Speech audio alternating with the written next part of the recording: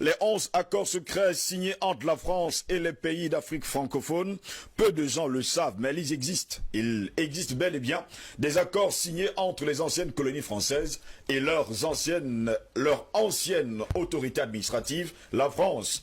Ces accords concernent de nombreux domaines tels que le militaire, le politique, mais surtout des accords économiques.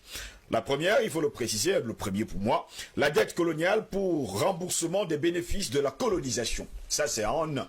On parle bien sûr, les États nouvellement indépendants doivent rembourser le coût des infrastructures construites par la France pendant la colonisation. Voici le premier accord. Deuxième accord, la confiscation automatique des réserves financières nationales. Les pays africains doivent déposer leurs réserves financières auprès de la Banque de France. Ainsi, la France garde, entre guillemets, les réserves financières de 14 pays africains depuis 1961. Le Bénin, le Burkina Faso, la Guinée-Bissau, la Côte d'Ivoire, le Mali, le Niger, le Sénégal, le Togo, le Cameroun, la République centrafricaine, le Tchad, le Congo-Brazzaville, la Guinée équatoriale et le Gabon. Ainsi, la gouvernance des politiques monétaires reste asynchrone et incomplète du fait qu'elles sont pilotées directement par le gouvernement français sans aucun lien avec les autorités financières des pays tels que la CEMAC ou encore la CEDEAO. Ainsi, du fait des conditions qui lient les banques des zones économiques et financières, elles sont obligées de garder 65% de leurs réserves de change dans un compte d'opération tenu par le Trésor français, ainsi que 20% supplémentaires afin de couvrir les risques financiers.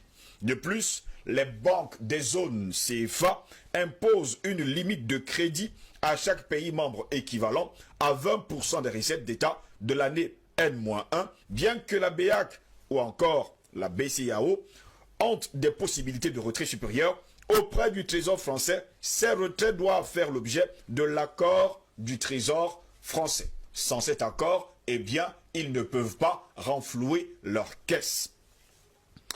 Messieurs, la décision finale revient donc au Trésor français qui a lui-même investi les réserves des pays africains sur la place boursière parisienne. En d'autres mots, 80% des réserves financières africaines sont déposées sur un compte d'opération contrôlé par l'administration française. Les deux banques de la zone CFA sont africaines de par leur nom, mais ne décident aucune des politiques monétaires par elles-mêmes. Pire encore, les pays eux-mêmes ne savent même pas quelle est la part de réserve financière qui leur appartient en groupe ou individuellement en tant que pays, mais détenus par l'administration du Trésor français. Les gains issus des investissements de ces fonds du Trésor français sont censés être rajoutés à la cagnotte africaine, mais aucun compte n'est donné là-dessus aux banques, ni même aux pays membres. Seul un groupe limité à 6 administrateurs du Trésor français ont connaissance des montants du compte d'opération, du lieu d'investissement, des sommes. Les banques centrales africaines n'ont pas accès à ces informations, déclarait d'ailleurs il y a plusieurs années le docteur Gary K. Bush. 500 milliards de dollars des caisses africaines du Trésor français, on estime maintenant que la France détient, il faut le dire, 500 milliards de dollars auprès de son trésor. Elle est donc prête à tout afin de combattre toute personne qui cherchera à faire la lumière sur le côté obscur de ce vieil empire. Les pays africains ne disposent pas d'accès à cet argent. La France, on va le préciser également, leur permet d'accéder à seulement 15% de l'argent chaque année.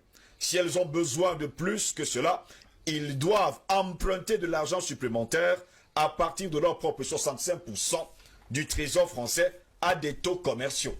En fait, vous prêtez votre propre argent. Vous détenez de l'argent, mais vous le prêtez à vous-même. Allez savoir comment ça se passe. De plus, la France impose un plafond sur le montant de l'argent que les pays peuvent emprunter dans leurs réserves. Le plafond est fixé à 20% de leurs recettes publiques de l'année précédente. Eh bien, si les pays africains ont besoin d'emprunter plus de 20% de leur propre argent, la France dispose d'un droit de veto. La grande interrogation, c'est pourquoi? Numéro 3. Le droit de premier refus sur toute ressource brute ou naturelle découverte dans le pays.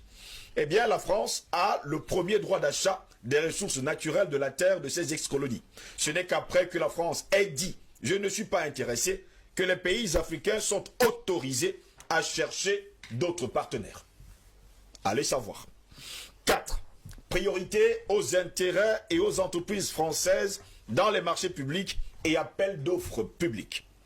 Eh bien, dans l'attribution des marchés publics, les entreprises françaises ont la priorité sur l'attribution, même si les pays africains peuvent obtenir un meilleur rapport qualité-prix ailleurs. En conséquence, dans la plupart des ex-colonies françaises, tous les leviers économiques des pays sont entre les mains des expatriés français. Je vous prends un cas. En Côte d'Ivoire, par exemple, les entreprises françaises possèdent et contrôlent tous les grands services publics. Eau, électricité, téléphonie mobile, transport, port et les grandes banques. C'est la même chose dans le commerce, la construction et l'agriculture. 5. Droit exclusif de fournir des équipements militaires et de former des officiers militaires des colonies. Eh bien, grâce à un système sophistiqué de bourses, de subventions et des accords de défense attachés au pacte colonial, les Africains doivent envoyer leurs officiers supérieurs en formation, vous avez bien compris, en France. Si je continue, ça va être encore plus compliqué que ça. Messieurs, en 6, le droit pour la France de déployer les troupes et d'intervenir militairement dans le pays pour défendre ses intérêts. Pas les intérêts du pays en somme, mais ses propres intérêts. On parle bien sûr des intérêts de la France. En vertu de ce qu'on appelle les accords de défense entre guillemets, attachés au pacte colonial, la France a le droit d'intervenir militairement dans les pays africains et aussi de stationner des troupes en permanence dans les bases et installations militaires entièrement gérées par les Français. Voilà pourquoi vous allez voir les bases militaires sur tout le continent africain. Je vais m'arrêter là pour l'heure. En 7, l'obligation de faire du français la langue officielle du pays et la langue pour l'éducation. Oui, monsieur, vous devez parler français, la langue de Molière. Une organisation de la langue française et de la diffusion de la culture française a même été créée pendant la colonisation. Elle s'appelle la francophonie et possède plusieurs organisations satellites. Eh bien, ces organisations sont affiliées et contrôlées par le ministre français des Affaires étrangères. On parle encore là de diplomatie. Est-ce cela en tout cas la diplomatie? 8. L'obligation d'utiliser le franc CFA, franc des colonies françaises d'Afrique. On en parle d'ailleurs sur ce plateau à bouche que vêtue. En 9, l'obligation d'envoyer en France un bilan annuel et un rapport de l'état des réserves. Je me pose souvent la question de savoir pourquoi. Je vais passer, pour ne pas tellement perdre du temps. En 10, pour terminer, renoncer à toute alliance militaire avec d'autres pays, sauf autorisation de la France. J'explique. Pourquoi les alliances militaires régionales en Afrique sont les plus faibles? C'est la grande interrogation. Eh bien, la plupart des pays ont seulement des alliances militaires avec leurs ex-colonisateurs. Je parle bien sûr de la France. Drôle, mais vous ne pouvez pas faire mieux. La France leur interdit toute autre alliance militaire. 11. L'obligation de s'allier avec la France en cas de guerre ou de crise mondiale. Vous ne pouvez pas vous allier avec un autre pays en dehors de la France. Ce qui vaut aujourd'hui à plusieurs chefs d'État africains de s'être alliés à la Russie, de s'être alliés à la Chine. Quelque part, on veut à tout prix les déstabiliser. Monsieur, voilà quelques 11 accords coloniaux qui ont été signés et on se pose souvent la question, pourquoi les avoir signés et pourquoi ces accords existent encore aujourd'hui?